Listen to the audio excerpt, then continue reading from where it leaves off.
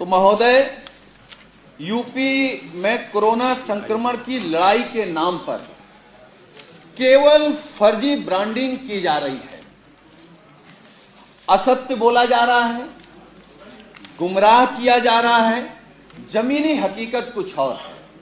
आप उस कुर्सी पर बैठे हैं और आप भी जानते हैं कि जमीनी हकीकत क्या है। यहां सदन में बैठा हर माननीय सदस्य सब जानते हैं कि जमीनी हकीकत क्या है। मानवर सरकार कहती है कि हमारे पास 1.51 लाख कोविड बेड हैं, यह सरकार ने कहा है। सरकारी आंकड़े कहते हैं कि इस प्रदेश में कोरोना के कुल एक्टिव केस 48,511 हैं। इसमें आधे से ज्यादा होम आइसोलेशन में हैं, कुछ प्राइवेट अस्पतालों में अपना इलाज करा रहे हैं। ऐसी स्थिति में महज सरकारी अस्पतालों में केवल 23,000 लोग भर्ती हैं। यानी सरकार के दावे के हिसाब से, जो सरकार ने दावा किया है उसके हिसाब से उत्तर प्रदेश के सरकारी अस्पतालों में जो सरकार के इंतजाम हैं उनमें 1.25 लाख बेड अभी खाली है। ये सरकार के आंकड़े हैं। और वहीं दूसरी तरफ पूरे प्रदेश के हर एक जिले में त्राही त्राही मची हुई है। किसी अस्पताल में बेड खाली नहीं है। एम्बुलेंस में 2-2 दिन तक कोरोना से संक्रमित लोग भटक रहे हैं, एम्बुलेंस में जान गंवा रहे हैं, कहीं उनकी कोई सुध लेने वाला नहीं है। वहीं लखनऊ में जिस तरीके की घटनाएं हम लोग देख रहे हैं, सुनने को मिलता है, टीवी अखबार में देखने को मिलता है। अब पता नहीं सरकार में बैठे लोग पढ़ते भी हैं, देखते भी हैं, या कौन सा चश्मा लगा लिए हैं। हो सकता है अखबार ना पढ़ते हो, वो चैनल भी ना देखते हो जिसमें बताया जाता हो कि एम्बुलेंस में ही पेशेंट ने दम तोड़ दिया। तो हम केवल एक बात कह रहे हैं कि हम लोगों ने कानपुर का एक वीडियो वायरल हुआ, आपने भी देखा होगा, हम सब लोगों ने देखा। वो भारतीय जनता पार्टी का ही नेता है। किस तरीके से, मैं वो शब्द भी नहीं कह सकता भारतीय जनता पार्टी के लिए, वो मैं शब्द भी नहीं कह सकता सरकार के लिए, जितने खराब शब्द उस भारतीय जनता पार्टी के नेता ने कहा कि ऐसी सरकार में रहना, ऐसी पार्टी का सदस्य होना जिसमें हम अपने परिजन तड़पता रहा, चिल्लाता रहा और वो मर गया, हम उसको नहीं बचा पाए। नालत है ऐसी सरकार और ऐसी पार्टी पर। हम नहीं कह रहे हैं, ये हमने वीडियो में देखा है।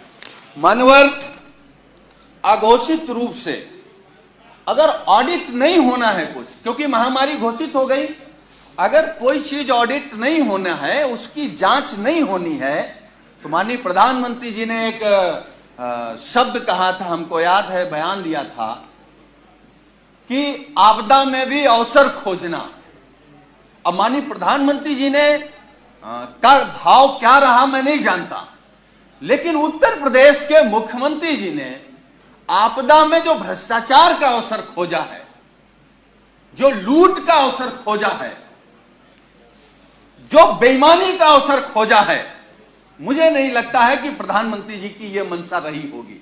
लेकिन उत्तर प्रदेश में जिस तरीके से लूट है, आप किसी से बात कर लीजिए पूरे सदन में, और आप खुद भी उसके गवाह हैं। आप किसी डीएम को फोन मिला लीजिए, किसी सीएमओ को फोन मिला लीजिए, अरे उठेगा नहीं, उठना तो छोड़ दीजिए, अगर उठ गया तो आपकी सुनेगा नहीं। किस तरीके से बात कर रहे हैं, और डीएम और सीएमओ केवल लूट रहा है, इस पर हम भरोसा नहीं करते।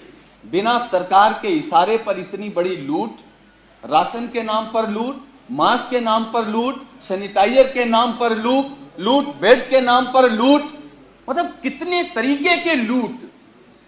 और हम तो मानवर आपके माध्यम से, इस सदन के माध्यम से जानना चाहते हैं, ये भारतीय जनता पार्टी की सरकार ये लूट के तरीके कहां से सीखती है, कहां से ट्रेनिंग लाते हैं। मतलब नाम जब बात करेंगे तो राष्ट्रवाद का, समाज का, पिछड़े और दलित का, गरीब का। साजन जी जरा संक्षेप। नहीं, मैं केवल आपके आशीर्वाद से, आपके सानिध्य में केवल ये जानना चाहता हूं आखिर ये लूट कैसे हो रही है। मानवर, जिन संस्थाओं को अपराधियों को पकड़ना चाहिए वो मीडिया और विपक्ष के नेताओं की जांच कर रहे हैं। दुनिया के हर सफल मान्यवर, दुनिया के हर सफल देश में इस महामारी से लड़ने का रास्ता डॉक्टरों ने निकाला है, वैज्ञानिकों ने निकाला है, लेकिन उत्तर प्रदेश में सीएम और उनकी 11 टीम उन्होंने बहुत अच्छी एक दवा और एक इंजेक्शन निकाला है। उस इंजेक्शन का नाम है गलतफहमी और दवा का नाम है जुमला, जो सुबह सुबह उठ करके सबसे पहले वो अधिकारी माननीय मुख्यमंत्री को गलतफहमी का इंजेक्शन ठोकते हैं, फिर जुमले की टिकिया देते हैं और मुख्यमंत्री जी को लगता है कि पूरा प्रदेश चकाचक है, खुशहाल है, मतलब कहीं कोरोना नहीं है। मान्यवर, सरकार कह रही कि यूपी में जो उन्होंने डेथ रेट कंट्रोल कर रखी है, यूपी में 19 जुलाई तक कोरोना से कुल 1146 जाने गई थी और ठीक एक महीने बाद मान्यवर गंभीरता से सुन लीजिएगा, सरकार का कोई भरोसा नहीं, ठीक एक महीने बाद 9 अगस्त का जो सरकारी आंकड़ा कहता है, आपका आंकड़ा कहता है, वो ये कहता है कि कोरोना से होने वाली मौतें 2733 हैं, यानी 5 महीने में 1146 मौतें और महज एक महीने में करीब 1600 मौतें, यह इनका सरकारी आंकड़ा कहता है। मैं, क्योंकि आप समय पर बांध रहे हैं, मैं केवल एक बात कह करके कि मुकम्मल जो व्यवस्था का एक और झूठ या असत्य देखने को मिला। यूपी में सरकार के आंकड़े के हिसाब से सर्वाधिक मौत 334 मौतें कानपुर में हुई, जो एक बड़ा आंकड़ा है, जो एक बड़े शहर का आंकड़ा है। दूसरे नंबर पर लखनऊ, जहां 246 मौतें हुई। यह वह शहर है जहां यूपी के बेहतरीन चिकित्सा संस्थान हैं।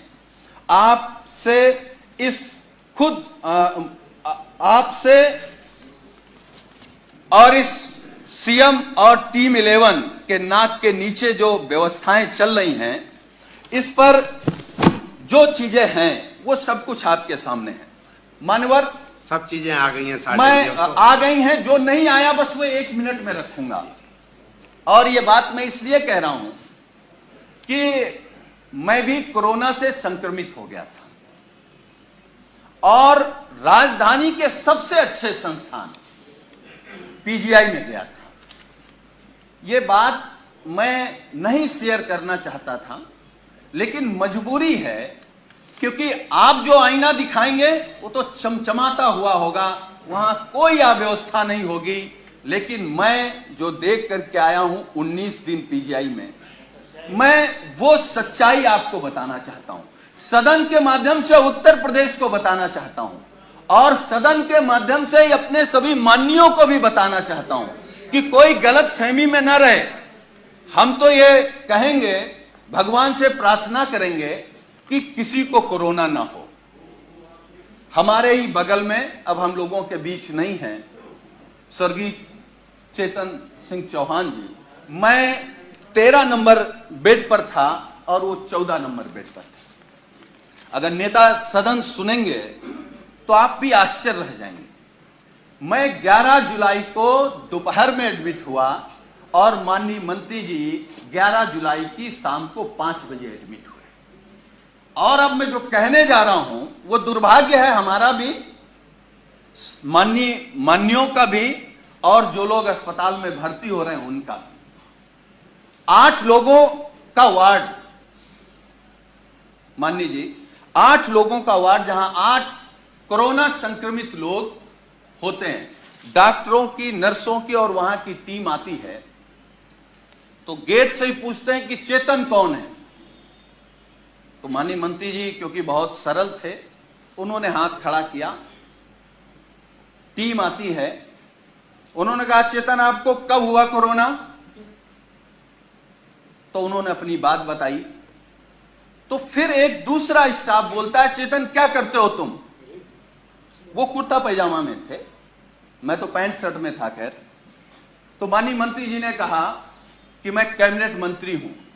तो एक स्टाफ ने कहा कि कहां के? तो उन्होंने कहा उत्तर प्रदेश सरकार।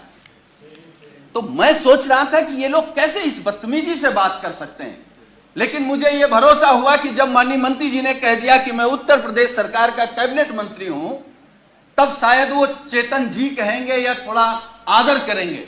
लेकिन ये सुनने के बाद भी जब पीजीआई के स्टाफ ने कहा कि चेतन तुम्हारे घर में और कौन कौन संक्रमित है, तो मुझे गुस्सा भी आया, दुख भी हुआ और सरकार पे भी गुस्सा आया। मतलब सरकार का इतना भी दबाव नहीं है भाई। कैबिनेट मंत्री के बाद कौन होता है? मुख्यमंत्री। तो इसका मतलब उत्तर प्रदेश में केवल योगी आदित्यनाथ जी का सम्मान होगा। अगर शर्मा जी को कोरोना हो गया तो आपके साथ क्या व्यवहार होगा आप सोच नहीं सकते। हम नहीं चाहते, हम तो भगवान से प्रार्थना करेंगे कि आपको नहीं, किसी को ना हो।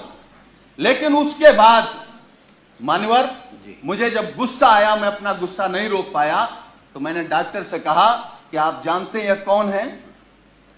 चलिए, आप नहीं प्रभाव में आ रहे हैं कि ये योगी सरकार के कैबिनेट मंत्री हैं, ये वो हैं जो देश के लिए क्रिकेट खेलते थे। तो उस डॉक्टर ने कहा अच्छा ये वो चेतन है, और ये कहते हुए डॉक्टर और स्टाफ पूरा चला गया। वो 2 दिन तक हमारे बगल में रहे। मतलब वो, मैं ये कह सकता हूं कि जिस घुटन में थे वो माननीय शर्मा जी नहीं महसूस कर सकते। और मुझे जो शब्द नहीं कहना चाहिए, वो कोरोना से हमको आपको छोड़ के नहीं गए, सरकार की अव्यवस्था से हमको आपको छोड़ करके गए। मतलब इतना गंभीर मामला। और मान्यवर, मैं दूसरी बात बता रहा हूं, मैं 19 समाप्त कर नहीं, मैं समाप्त कर दूंगा। अब हमारा केवल दर्द सुन लीजिए। जी। मैं 19 दिन तक एडमिट था। 11वें दिन हमारी फिर टेस्ट हुआ, मैं फिर पॉजिटिव आ गया। फिर 4 दिन बाद टेस्ट हुआ, फिर पॉजिटिव आ गया। हमारे माननीय राष्ट्रीय अध्यक्ष, हमारे नेता माननीय अखिलेश यादव जी ने फोन से हमसे कहा कि सरकार का शासनादेश हो गया है कि तुम घर पर रह करके ठीक हो सकते हो, इस सरकार की व्यवस्था पर भरोसा मत करो और जांच करा करके आप लिख करके देख आओ कि हमको इलाज नहीं कराना, हम होम क्वारंटीन रहना चाहते हैं। अब मैं वो बात बताने जा रहा हूं मान्यवर आपको। मैंने राष्ट्रीय अध्यक्ष जी से अनुरोध किया कि एक जांच और करा लेते हैं, हो सकता है कि हम निगेटिव आ जाएं। हमारी एक जांच हुई जिसमें मैं पॉजिटिव आया।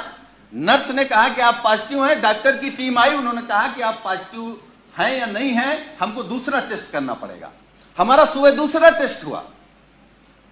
जब दूसरा टेस्ट हुआ, जब शाम को मैंने कहा कि हमारी रिपोर्ट क्या आई, तो उन्होंने कहा कि आपका रेपर बदल गया था, इसलिए शाम को तीसरा टेस्ट होगा। जब तीसरा टेस्ट हुआ तो सुबह हमने पूछा कि हमारी रिपोर्ट क्या है, तो डॉक्टरों ने कहा कि आपका सैंपल बदल गया है, इसलिए आपका चौथा टेस्ट होगा। हमारा चौथा टेस्ट हुआ। चौथे टेस्ट में मानवर जानते क्या हुआ? जब हमने रिपोर्ट पूछा तो उन्होंने कहा कि आपका फार्म तो वहां चला गया था लेकिन सैंपल नहीं गया है। तो हमने कहा 5वां कर लो। हमारा 5वां टेस्ट हुआ। 5वां टेस्ट हुआ और मैंने लिखित में दिया कि हमको पीजीआई में इलाज नहीं कराना है, हम घर में रह करके जो सरकार के निर्देश हैं उनको पालन करते हुए हम स्वस्थ हो जाएंगे। मैं पहला पेशेंट हूं सरकार के निर्देश के बाद जो ये लिख करके आया कि मुझे नहीं इलाज कराना। मैं ये नहीं कह रहा हूं कि हम सभी डॉक्टरों पर सवाल खड़ा कर रहे हैं। डॉक्टर भगवान की तरह दिखता, हमको भी 19 दिन भगवान की तरह दिखा और हम भगवान की तरह मानते हैं। लेकिन ये अव्यवस्था आखिर कैसे? ये हमने 2 कैबिनेट मंत्री खो दिए। मैं 1 मिनट में बात खत्म करूंगा। अब बहुत नहीं, 1 मिनट में खत्म, 1 मिनट में, क्योंकि हमारे जो विधायक हैं पूर्वा विधानसभा से, बसपा से जीते थे, आपके यहां चले गए, किस दबाव में गए मैं नहीं जानता, अपने मन से गए या इन्होंने भगाया मैं नहीं जानता, लेकिन क्योंकि हमारे गांव के बगल के हैं, तो जब मैं पीजीआई में एडमिट था, जब उनको मैंने देखा मोबाइल पर कि उनको भी कोरोना हो गया, तो मैंने उनसे कहा कि आप अस्पताल में एडमिट हो जाइए। उन्होंने कहा नहीं, हमारी महाराज जी से बात हो गई, हम घर ही में रहेंगे। हमने कहा भाई बाकी में सब महाराज जी पर भरोसा कर लेना, कोरोना में महाराज जी पर भरोसा मत करो।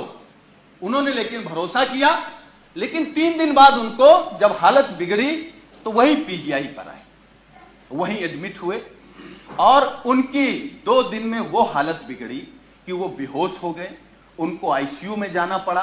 उन्होंने मुझसे फोन पे कहा कि हमने हेलीकॉप्टर कर लिया है, एम्बुलेंस, हम दिल्ली जा रहे हैं, क्योंकि वो बड़े आदमी हैं, संपन्न हैं। जब सुबह मैंने पूछा कि आप किस समय निकल रहे हैं, तो उन्होंने मुझसे फोन पे कहा कि महाराज जी ने मना कर दिया, कहा कि हम दिल्ली के डॉक्टर बुला लेंगे, लेकिन यहां से अगर कोई पेशेंट जाएगा तो पूरा देश और दिल्ली जान जाएगी कि उत्तर प्रदेश की क्या व्यवस्था है। तो डॉक्टर तो वहां से नहीं आए और बाद में हमारे माननीय मंत्री जी को वेदांता जाना पड़ा, दिल्ली जाना पड़ा। पूरा देश जान गया कि उत्तर प्रदेश में कोरोना के नाम पर केवल लूट हो रही है, भ्रष्टाचार हो रहा है। यह देश का इकलौता प्रदेश है जिसने 2 हमारे कैबिनेट मंत्री खो दिए हैं अपनी अव्यवस्था से। हम सब लोगों ने उनको श्रद्धांजलि दी है, लेकिन हम आपसे केवल अनुरोध करेंगे कि अभी कोरोना खत्म नहीं हो गया है। महामारी से हम आप सब लोग लड़ रहे हैं, सरकार लड़ रही है, उसका बस एक पंक्ति में, एक पंक्ति में हाँ, सरकार लड़ रही है जी, लड़ते दिख रही है, उसका नजरिया केवल ये है, वो इसलिए लड़ते दिख रही है कि उसको पैसा चोरी करना है, उसको लूट करनी है, जो हमारा पैसा गया है, जो सैलरी गई है, वो लूट करनी है। तो ये मान्यवर लूट बचाइए, और इतना गंभीर मामला है, हम आपसे अनुरोध करेंगे कि सदन की कार्यवाही रोक करके चर्चा कराए जाने की मैं मांग करता हूं। ठीक, साजन